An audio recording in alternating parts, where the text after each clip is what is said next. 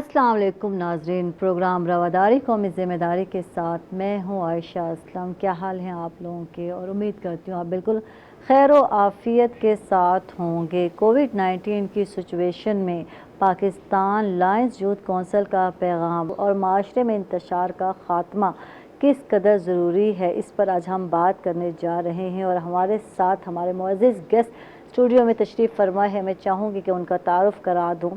मेरे साथ हैं डॉक्टर नासिर साहब, जो कि डिप्टी हैं निश्तर यूनिवर्सिटी मुल्तान के। इनको वेलकम कहेंगे, खुश आमदीद कहेंगे। थैंक यू, आप तशरीफ़ लाए डॉक्टर साहब। और मेरे साथ अगले जो मेहमान हैं मोहम्मद अहमद चिश्ती साहब हैं, जो कि ऑफिसर हैं सोशल वेलफेयर मुल्तान के। इनको भी वेलकम कहते हैं, खुश आमदीद कहते हैं। थैंक यू, आप तशरीफ़ लाए। और हमारे साथ अगले गेस्ट हैं नदीम चौधरी साहब हैं, जो कि प्रिंसिपल हैं गवर्नमेंट एलिमेंट्री स्कूल मुल्तान के। इनको भी वेलकम कहते हैं, खुश आमदीद कहते हैं। थैंक यू, आप तशरीफ़ लाए। तो डॉक्टर साहब, आपसे ही आगाज़ करते हैं। और कोरोना इमरजेंसी में हुकूमती इंतज़ामिया ने जो पुरअमन माहौल के क़याम के और सेहत के शोबे में बेहतरी के लिए जो इक़दामात उठाए हैं, उन्हें आप किस तरह देखते हैं और आप क्या कहेंगे इस हवाले से? मेरा ख्याल कोरोना ऐसा लफ्ज़ है जिसे दुनिया का हर बंदा अब जानने लग गया है कि ये क्या चीज़ है। तो बदकिस्मत से पाकिस्तान में भी ये आया, लेकिन हुकूमत की बड़ी अच्छी और बर वक्त कोशिशों से किसी हद तक काबू भी पा लिया गया। और हुकूमत ने जो लॉजिस्टिक्स चाहिए थी इसके लिए, ट्रीटमेंट के लिए, टेस्ट के लिए, वो सारी प्रोवाइड की। और डॉक्टरों ने, हेल्थ डिपार्टमेंट के सारे जो स्टाफ था, पैरामेडिकल स्टाफ और डॉक्टर्स, उन्होंने भी जान तोड़ कोशिश की मरीज़ों को हर किस्म की, बल्कि उनसे वो इन्फेक्शन बेचारे कैच करके घरों तक ले गए अपने। उनके घर वालों को भी इन्फेक्शन होगी, लेकिन उन्होंने हिम्मत नहीं हारी। और निश्तर में आप देखें, वीसी साहब की डेथ हुई, हमारी एक और डॉक्टर थी उनकी डेथ हुई, एक पीजीआर उनकी डेथ होगी परसों। बल्कि मेरे क्लास फेलो डॉक्टर फयाज साहब बीवीएच के हेड ऑफ डिपार्टमेंट मेडिसिन के प्रोफेसर, उनकी डेथ हो गई। तो सारा मरीज़ों को डील करते हुए कोरोना के, इन सब की कोरोना से डेथ हुई है। तो डॉक्टर साहब, मैं ये जानना चाहूँगी, ये पेंडेमिक ऐसा पेंडेमिक था जो कि फ़र्स्ट टाइम आया, सिर्फ पाकिस्तान में नहीं पूरी दुनिया में आया, और किसी को अंदाज़ा ही नहीं था कि ये किस कदर ख़तरनाक वायरस है और इसका किस कदर अफेक्ट होगा, किस कदर असर अंदाज होगा। बात ये करेंगे कि यहाँ जो मुल्तान में सहूलियात दी गई, क्वारंटाइन किया गया, उस हवाले से बताइए कि क्या क्या सहूलियात थी जो हुकूमत ने, जो हुकूमती इंतज़ामिया ने, जो है मुल्तान की इंतज़ामिया है, जो उसने बेहतरी में, सेहत के शोबे में बेहतरी के हवाले से किरदार अदा किया, उसको आप कैसे देखते हैं? उस हवाले से क्या? एक तो हुकूमत ने टेस्ट किट्स फ्री प्रोवाइड की, हालांकि वो खासा कॉस्टली टेस्ट है। प्राइवेट अगर कराएं 8,000 के करीब है। वो free service the health department ने, हुकूमत ने। फिर क्वारंटाइन सेंटर बनाए यहाँ पे। फिर निश्तर में बहुत सारे वार्ड कन्वर्ट कर दिए गए कोरोना वार्ड्स में, और वहाँ उनके लिए मतलब ये कि मेरा ख्याल है कि पार एक्सीलेंट जो ट्रीटमेंट और जो फैसिलिटीज़ उनको दी गई, और जिस तरह अमले ने, हेल्थ डिपार्टमेंट, डॉक्टर्स, पैरामेडिक्स, उन्होंने जिस तरह जान लड़ा के मरीज़ों की खिदमत की, अटेंडेंट्स को भी संभाला, सबको संभाला। और बहुत सारे डॉक्टर्स और पैरामेडिक्स हमारे कोरोना से इन्फेक्ट हो गए ड्यू टू। और ये सारी मतलब ये कि कोशिशें थी जिसकी वजह से बहुत हद तक पाकिस्तान में ये नीचे आया है। ठीक है, अब हम जानना चाहेंगे डॉक्टर साहब आपसे ये कि सेहत के जो इदारे हैं, उनकी जो इंतज़ामिया ने इक़दामात उठाए हैं, क्या वो बिला तफरीक थे? हर एक को जो है सहूलियात इक्वल दी गई हैं? इस हवाले से क्या कहें? मतलब बिला तफरीक, रंग व नस्ल, मज़हब, मसलक, मतलब इसमें कभी डॉक्टर की तो खैर ये सोच भी नहीं होती, ना हुकूमत की थी। मतलब बिला तफरीक हर किसी को ये सर्विस दी गई है, फ्री दी गई है। इसमें इस तरह की कोई चीज़ इन्वॉल्व नहीं थी। ठीक है, मोहम्मद अहमद साहब हमारे साथ हैं, इनसे बात करते हैं। मोहम्मद अहमद चिश्ती साहब जो कि ऑफिसर हैं सोशल वेलफेयर मुल्तान में, तो इनसे जानते हैं और मज़हब की बात करते हैं जब, तो मज़हब की हमारे माशरे में क्या अहमियत है, इस हवाले से आप क्या कहेंगे? हाँ जी, यहाँ सबसे बड़ी चीज़ ये होती है कि हम सोशल सेक्टर में इंसानियत सबसे बड़ी प्रायोरिटी है। और जब कोई ऐसी सूरत हाल जैसे कोरोना की एक पेंडेमिक पूरी दुनिया में आई, तो उसमें सब ने एक दूसरे को ऑन किया और अपनी शेयरिंग की। इसी तरीके से पाकिस्तान में भी हमारी गवर्नमेंट ने एक अदारा जो है वो national command and control centre जो है वो बनाया, और तमाम चीज़ें डिस्ट्रिक्ट एडमिनिस्ट्रेशन ने हमें थ्रू की। तो इसमें यह था कि जितने भी हमारे पास कुछ ऐसे समाजी अदारे हैं जिनमें तमाम मकतबा फ़िक्र की रिप्रेजेंटेशन होती है, उसमें माइनॉरिटीज़ भी हैं और उसमें हमारे सिविल सोसाइटी के लोग भी हैं। तो उन्होंने इस चीज़ से बालातर होके, इसमें हमारा कुछ नेशनल एक्शन प्लान पहले से चल रहा था, तो नेशनल एक्शन प्लान ने भी हमें बड़ा सपोर्ट किया, क्योंकि 2015 से उसको इम्प्लीमेंट करने की हमने कोशिश की हुई है।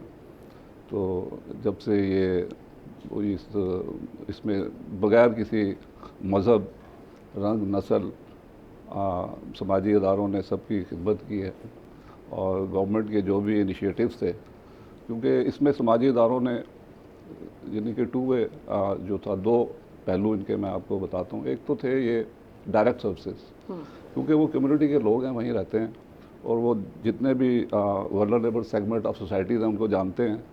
तो उन्होंने एक डायरेक्ट उन्हीं राशन की प्रोवाइड किया बगैर किसी डिस्क्रिमिनेशन के, और जो लोग मुस्तहिक थे उन लोगों तक पहुँचे। और हमारी सिविल सोसाइटी और हमारे नॉर्म्स एंड वैल्यूज़ भी माशाल्लाह ऐसे हैं कि लोगों ने इंडिविजुअल लेवल पे भी उनको सपोर्ट किया।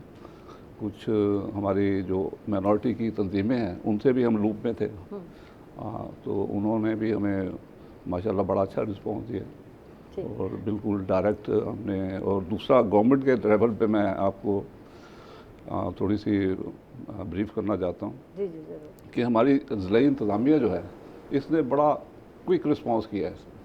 जो भी हमारे हुकूमती पॉलिसीज़ थी वो हमें थ्रू करते थे, हम उन पॉलिसीज़ को अपनी NGOs को, जो भी समाजी अदारे हैं, उन्हें थ्रू करते थे। वो कम्युनिटी के लोग हैं और उनका इंटरेक्शन जो है बड़ा करीब का है इंटरेक्शन, तो उन्होंने इस चीज़ में बड़ा सपोर्ट किया, और अल्लाह का शुक्र है कि काफ़ी हद तक हम इस चैलेंज से हम आजमा हुए हैं। ठीक है, अच्छा बात करते हैं जब हम अमन के क़याम की, तो फिर मजहबी हमागी कितनी ज़रूरी है और इसका कितना अहम किरदार है, इस हवाले से आप क्या? ये देखें जी, ये ख़ास तौर पे जो टॉलरेंस है रिलीजियस, उसमें ये है कि हमारे कुछ ऐसे पहलू हैं जिनके ऊपर जिसे रिविज़िट करने की ज़रूरत है।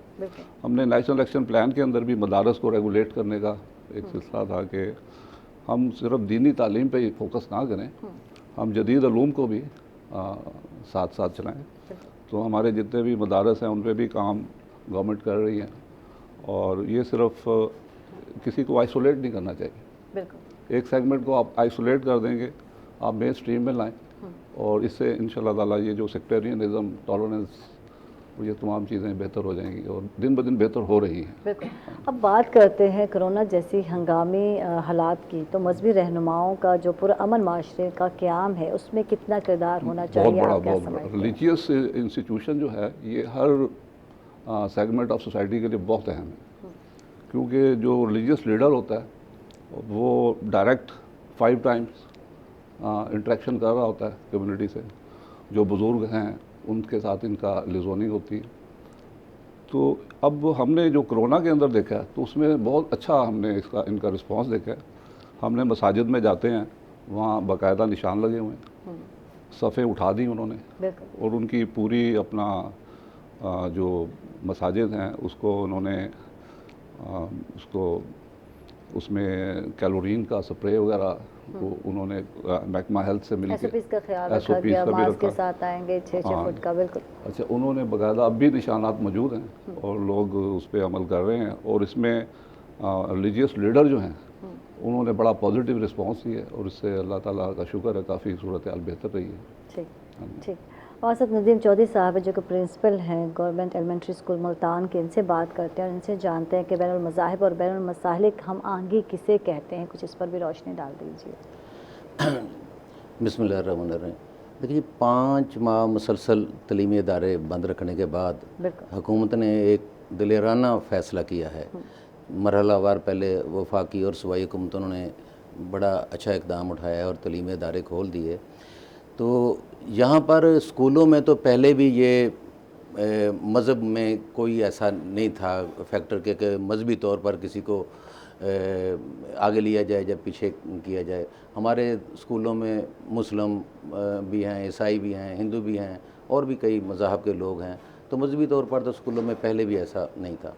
अभी हमें सूबाई हुकूमतों ने या वफाकी हुकूमतों ने जो ज़बरदस्त किस्म के जो काम किए हैं, वो SOPs जो जारी किए हैं, तकरीबन 100% वो 100% से अबव बल्कि उस पर अमल दरामद हो रहा है।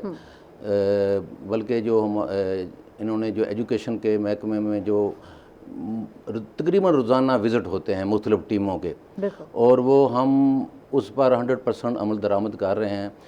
जो बच्चे बाहर से आते हैं, गेट पर हमें मास्क के हमें वाफर मकदार में हमने स्कूलों में मास्क रखे हुए हैं, सैनिटाइज़र हमने रखे हुए हैं। तो गेट पे हम टीचर भी होते हैं, दर्जा चहारम के भी होते हैं, तो वो उनको सैनिटाइज़ करते हैं। उनको हमारे पास गन होती है, उनका टेम्परेचर नोट किया जाता है, इसके अलावा उनका मास्क देखा जाता है।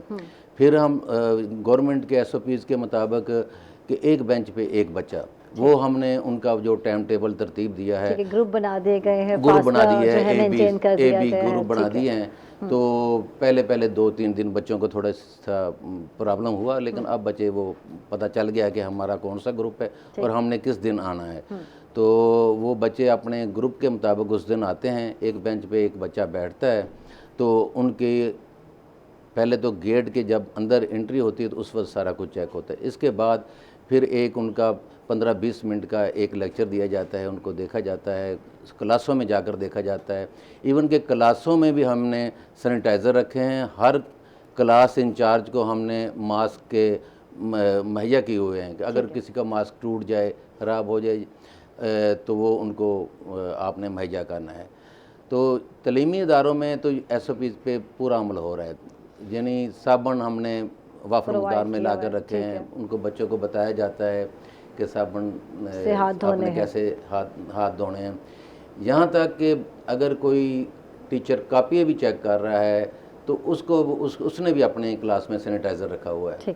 तो इसके अलावा जो बच्चे, बल्कि वालिदैन के लिए ये पैगाम है कि बाज़ बच्चे ऐसे हैं जो स्कूलों में आते हैं, अब स्कूल टीचर या हेड मास्टर या प्रिंसिपल वो तो बाहर जाके तो नहीं देखता वो बच्चे कैसे आ रहे हैं, लेकिन हम स्कूलों में तो उनको लेक्चर देते हैं, लेकिन बाहर जाकर बाज़ बच्चे 2-2, 3-3 बच्चे मोटरसाइकिलों पे बैठ के आते हैं। तो वो वालिदैन से हैं कि गुजारिश है कि इनको ये फॉलो कराया जाए SOPs पर। ठीक है, माशरे के मुख्तलिफ अकायद के जो लोग हैं उनके दरमियान हम आंकी जो है वो कैसे उसको फ़रोग़ दिया जा सकता है? जब हम अमन की बात करते हैं तो इस हवाले से क्या कहेंगे आप? देखिए, माशरे में इनका बड़ा किरदार है। ठीक, पहले तो ये है कि पैगाम है कि कोई किसी पे इल्ज़ाम तराशी ना करे कि फ़लाँ की वजह से, फ़लाँ कम्युनिटी की वजह से ये कोरोना फैला है।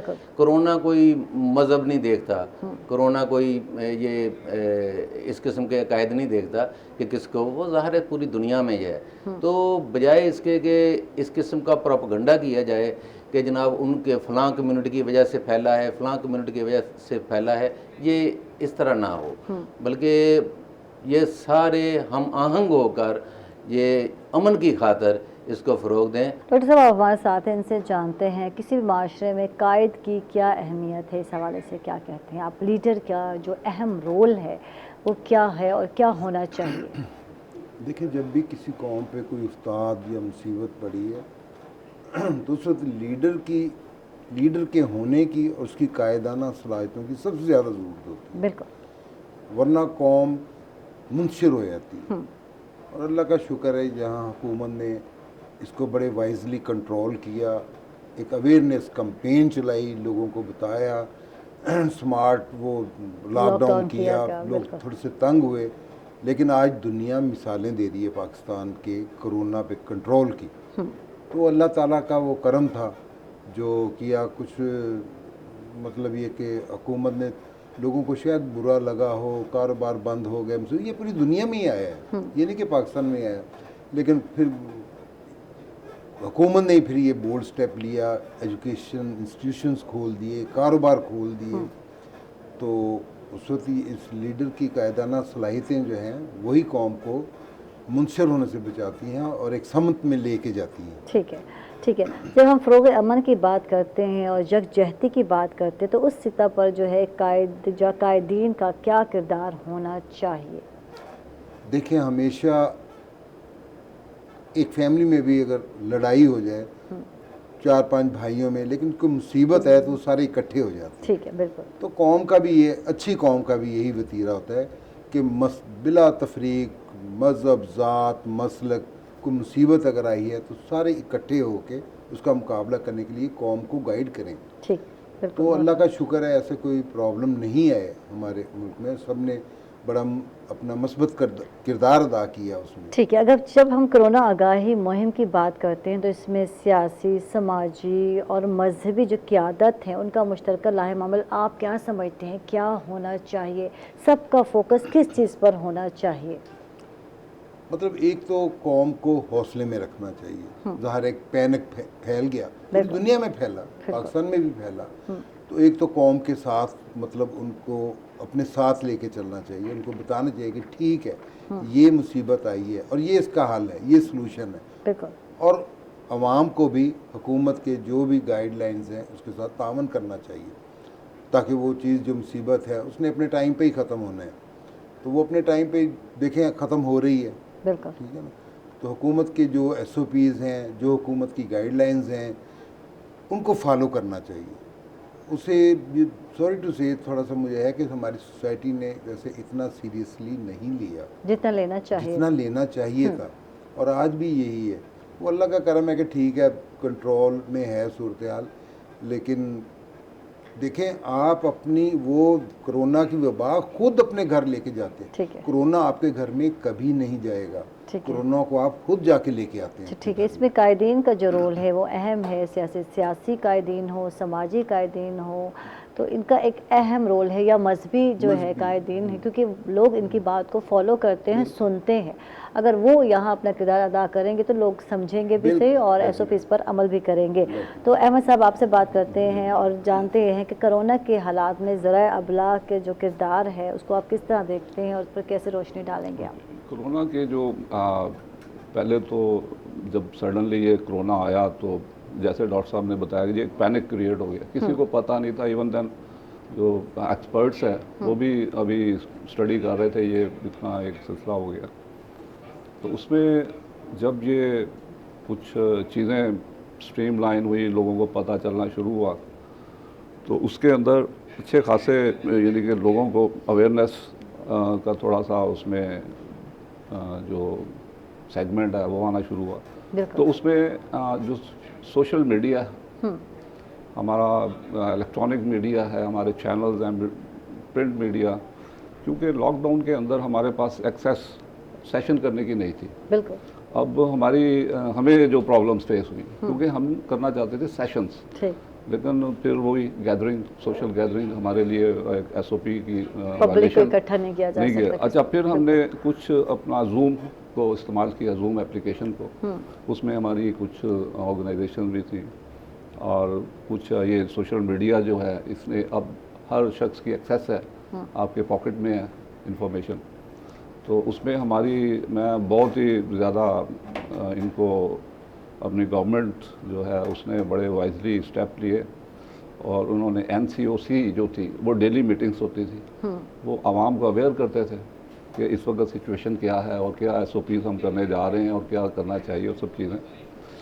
और इससे बड़ा फ़ायदा ये हुआ कि लोगों को इस चीज़ का अदराक हुआ कि इसकी जो मोड ऑफ ट्रांसमिशन है वो जैसे कहते हैं जी घर लेके आने वाली बात है। लोगों ने अपने घरों को आइसोलेट कर लिया, लॉक कर लिया एट द बिगिनिंग। फिर ऐसा ऐसा जैसे SOP डेवलप होते रहे, फिर लोगों ने बाहर निकलना शुरू किया, मास्क और जो हैंड सैनिटाइज़र हैं, बार बार हाथ धोना, तो लोगों ने ये प्रैक्टिस भी शुरू की। और इसमें मीडिया को क्रेडिट जाता है, उन्होंने बहुत ही अवेयरनेस में बड़ा रोल प्ले किया। ठीक है। अच्छा, नफ़रत अंगेज़ गुफ्तगू के ख़ात्मे में ज़राए अबलाग का क्या किरदार रहा, आप क्या समझते हैं? जी बिल्कुल। इसमें ज़राए अबलाग देखिए जी, ज़राए अबलाग जो उसे फोर्स पिलर कहते हैं किसी भी स्टेट का।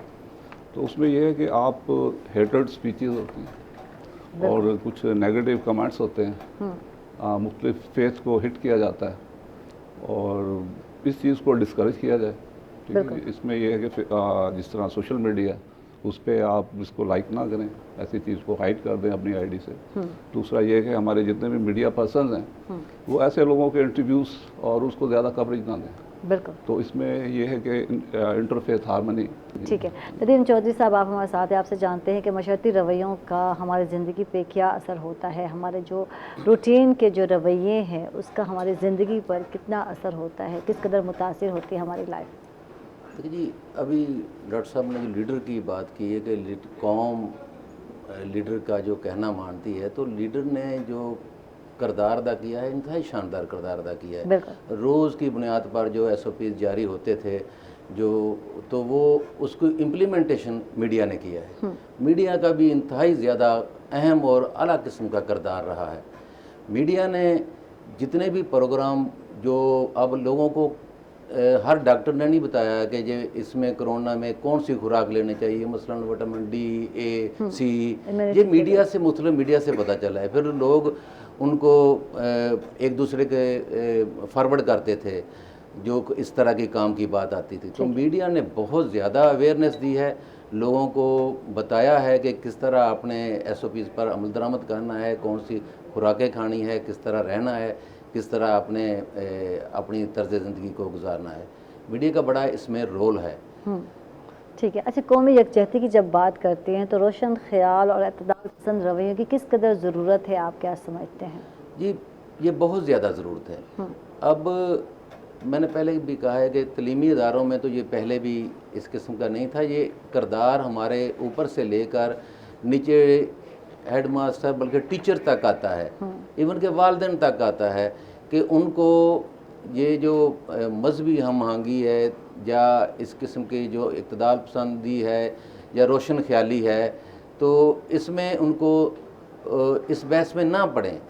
जो बच्चों की जो एजुकेट किया जा रहा है, जो हुकूमत बच्चों को एजुकेट कर रही है, उसको उसी पर आप अमल दरामद करें। वो बेहतरीन तरीके से बच्चों को वो दे रहा है, जो कंटेंट दे रहा है वो बेहतरीन दे रहे हैं और उन्हीं को आप फॉलो करें। ठीक है, डॉक्टर नासिर साहब, आपसे बात करते हैं और कोरोना ने हमारे माशरे को किस कदर मुतासिर किया, एज ए डॉक्टर आप क्या देखते हैं, इस हवाले से क्या कहेंगे आप?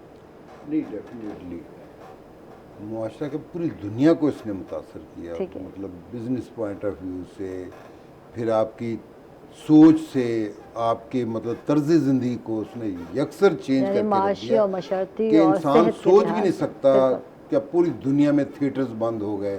पूरी दुनिया में अब देखें, शायद हिस्ट्री में पहली दफ़ा ऐसे हुआ होगा कि खाना काबा में मतलब वो विज़िट बंद कर दिए गए और बड़ी चेंज आई है इसमें, बल्कि दुनिया को नई डायरेक्शंस मिली हैं कारोबार के सिलसिले में, और चीज़ों की अप्रोच नहीं मिली है इस कोरोना की वजह से, जो वो लॉकडाउन हुए, कन्फाइंड हुए घर पे। तो ये बहुत इसका इम्पेक्ट है इसका सोसाइटी पे। ठीक, तो इस कोरोना जैसे मौलिक मर्ज से बचने के लिए क्या हिफाजती इक़दाम उठाने की ज़रूरत है, आप क्या समझते हैं? देखें, कोरोना का ट्रीटमेंट कोई नहीं। ठीक है, सबसे बड़ा ट्रीटमेंट ये प्रिकॉशंस, परहेज़, एहतियात, ताकि वो हो ही ना आपको। ठीक है ना, वायरल डिजीज़ जितनी भी हैं इनका ट्रीटमेंट नहीं है, ठीक है, ना प्लांट्स में ना ह्यूमन बीइंग में। और ये मतलब देख लें कि अब ये वैक्सीन इसकी तैयार हो रही है, ठीक है ना, वो भी प्रिकॉशंस में ही आ जाती है ना, वो इन्फेक्शन होने से पहले ही लगानी होती है, वो एम्ब्रियोनिक स्टेज में है, वो बन रही है, डेवलप हो जाएगी। लेकिन इसमें सबसे ज़्यादा जो ज़रूरी है, ये बार बार हुकूमत कह रही है हर चीज़ SOPs, इसको लाइटली ना लें, ये बड़े ज़रूरी हैं। आप इसकी स्प्रेड जो है उसे ही मतलब जो है रोकें उसे, और एहतियाती तदाबीर जितनी हैं वो ज़रूर करें, जिसमें डिस्टेंसिंग है, क्योंकि ये जब ये छींकने की सूरत में, खांसी की सूरत में ड्रॉपलेट्स जो उसके हैं वो कैरी करते हैं वायरस को, तो 3-4 फुट से ज़्यादा नहीं आगे जा सकते। तो जो डिस्टेंसिंग है उसको फॉलो करें, और मुंह पे कोई ना कोई वो चीज़ आप लगा के रखें और हैंड वाशिंग सबसे ज़्यादा, और इसको इजी ना लें। अगर 20 सेकंड कहा है तो कोई हिकमत है, कोई उसमें मतलब अथॉरिटी का वो असेसमेंट है उसका कि उसको किस तरह आपने धोना है, हर तरफ से हाथों को धोना है 20 सेकंड तक। ताकि वो आप जहाँ से बाहर से लेके आएँ, कहीं आपने सरफेस पे हाथ रखा है, किसको टच किया है, तो वो बजाय कि आप में चला जाए या आपके किसी नियर डेयर्स में किसी को जो आपको करते तो पहले ही वॉश कर लें उसको, इसी हैबिट होनी चाहिए। ठीक है, किसी भी हंगामी सूरत हाल से निपटने के लिए हमारी आइंदा हिकमत अमली क्या होनी चाहिए, क्या हो सकती है, आप क्या कहते हैं? जैसे कि कहा जा रहा है सेकंड वेव आने वाली है और बाहर आ भी चुकी है, तो अगर खुदा ना खास्ता ये सूरत हाल फिर दोबारा सर उठाती है इस पेंडेमिक की, जब हम बात करते हैं तो क्या हिकमत अमली होनी चाहिए? देखें, हंगामी का मतलब हंगामी ही होता है। ठीक है। ये मतलब एक आसमानी आफत थी। इसके लिए जैसे दुनिया में जैसे प्लेग आया, फिर कॉलरा फैला, करोड़ों करोड़ों लोगों की डेथ हुई है, ये हिस्ट्री है, इंसानी हिस्ट्री में ही है। और इस दफ़ा जो कोरोना आया, आप देखें कि इसमें पैनिक ज़्यादा फैला है, डेथ्स इतनी नहीं हुई, हालांकि तकरीबन कोई 40 प्लस मतलब 400 मिलियन लोग इन्फेक्ट हुए हैं इससे। पाकिस्तान में तो 3.25 लाख के करीब लोग इन्फेक्ट हुए हैं, डेथ्स भी थोड़ी हैं, 7,500 के करीब पाकिस्तान में डेथ्स हुई हैं। दुनिया में तो बहुत डेथ है, 11 मिलियन से ज़्यादा डेथ हो गई है 11 से। तो इसमें बस ये चीज़ें आपको आगे, जैसे 2011 में डेंगू आई फर्स्ट टाइम, तो फिर उसको मतलब किया गया, इस तरह ये। तो ये नई नई चीज़ें आपके सामने चैलेंजेस आते रहते हैं और आपको सिखाते रहते हैं कि किस तरह इनका मुकाबला करना है, इन चैलेंजेस का, और इनके लिए चीज़ें तैयार करना है, आइंदा के लिए भी रेडी होकर रहना है। कौन सी चीज़ें हमने माशाल्लाह मतलब अब देखें, ये वेंटिलेटर अब पाकिस्तान ने खुद बनाने शुरू कर दिए। पहले हम डिपेंडेंट थे फ़लाँ मुल्क से, तो माशाल्लाह हुकूमत ने फौरी इक़दाम किया और वेंटिलेटर मतलब they are in excess numbers everywhere, कि वो ज़रूरत भी नहीं पड़ी उनको इस्तेमाल करने की, इतने ज़्यादा बनाए उन्होंने। तो बहरहाल रेडी रहना चाहिए। बाकी तो जो आसमानी आफत हो उसका मुकाबला तो आप नहीं कर सकते। पूरी दुनिया को कोरोना ने बांध के रख दिया, अल्लाह ताला का वो एक इशारा है इंसान के लिए। अहमद साहब, आपसे बात करते हैं और क्योंकि चैलेंज की बात हो रही है, तो चैलेंजेस तो हैं इज्तिमाई कौमी मसाइल के हल में, इन चैलेंजेस के हल में समाजी इदारों का क्या किरदार है और उनकी क्या अहमियत है, आप क्या कहेंगे इस हवाले से? देखिए, जो गवर्नमेंट है वो हर जगह यानी कि कुछ इनके सपोर्टिव रोल होता है समाजी इदारों का। सिविल सोसाइटी है, हमारे NGOs हैं, मुख्तलिफ सेगमेंट ऑफ सोसाइटीज़ हैं, तो वो लोग हुकूमत जहाँ अप्रोच नहीं कर सकती, वो जो एक खला सा रह जाता है, तो उसे वो कवर करते हैं। और गवर्नमेंट की जो ख़ास तौर पे इनके दो पहलू में पहले भी जिक्र किया था, एक है डायरेक्ट सर्विस है और एक फैसिलिटेशन की सर्विस है। अब जैसे हमारे पास कुछ इंफॉर्मेशन हमें पास ऑन होती है जो मीडिया के ज़रिए भी जाती है, और जो कम्युनिटी के लोग हैं, जो वहाँ रहने वाले लोग हैं, क्योंकि वो उनके ही रिप्रेजेंटेटिव भी होते हैं, उसमें ये होता है कि उनकी अप्रोच बड़ी स्ट्रॉन्ग होती है, तो वो एक जल्दी रिएक्ट करते हैं चीज़ों पर, और अवेयरनेस जो है वो डायरेक्ट प्रोवाइड करते हैं। अब इसकी मैं एक आपको मिसाल देता हूँ कि जैसे एहसास एमरजेंसी प्रोग्राम गवर्नमेंट ने लॉन्च किया, अब लोगों के पास वो एक्सेस नहीं थी, उनके पास IT फैसिलिटी नहीं थी, उसमें समाजी इदारों ने रोल प्ले किया और उन लोगों को बताया, और उनके जो भी इनकी जो मुस्तहिक लोग थे उनको उन्होंने SMS के ज़रिए अपना एहसास की। अच्छा, एक लास्ट सवाल मैं जो आपसे करना चाहूँगी, कोरोना जैसी मुश्किल घड़ी में फलाही इदारों ने जिस तरह माशरती इंसाफ पर मबनी इमदादी सरगर्मी में हिस्सा लिया, या उसकी भी कुछ थोड़ी सी वजाहत कर दीजिए। हाँ जी, मुल्तान में कई ऐसी यानी कि हमारे ऑर्गेनाइजेशंस थी जिन्होंने यानी कि बगैर किसी का दरवाज़ा नॉक किए, बिल्कुल उनके घर के दरवाजे के बाहर अपना जो भी अपना उन्होंने प्लान किया, उन्होंने वो सिलसिला किया, उसकी कोई इतनी एडवर्टाइजमेंट्स भी नहीं की। और दूसरा ये है कि उन्होंने सैनिटाइज़र्स, फेस मास्क, ठीक है, ये तमाम चीज़ें उन्हें प्रोवाइड की हैं, और साथ कुछ प्रिंटिंग ब्रोशर्स भी उनको भेजे ताकि वो घर के अंदर, क्योंकि हम सेशंस का थोड़ा सा गैदरिंग का मसला था, तो उन्होंने बड़ी इस डोर स्टेप पे लोगों को डायरेक्ट फैसिलिटीज़ भी दी हैं। और इसमें ये है कि ख़ासा यानी कि अच्छा हौसला अफजा हम देखते हैं उनका। थैंक यू, बहुत बहुत शुक्रिया मोहम्मद अहमद चिश्ती साहब, आप तशरीफ़ लाए, आपका बहुत बहुत शुक्रिया। नदीम चौधरी साहब, आपका भी बहुत बहुत शुक्रिया, आप तशरीफ़ लाए। डॉक्टर नासिर साहब, आपका भी शुक्रिया, आपने वक्त निकाला। इसके साथ ही नाज़रीन आयशा को इजाज़त देंगे, अपना बहुत सारा ख्याल रखेंगे, अपने साथ इर्द गिर्द के लोगों का भी ख्याल रखेंगे। अल्लाह हाफ़िज़।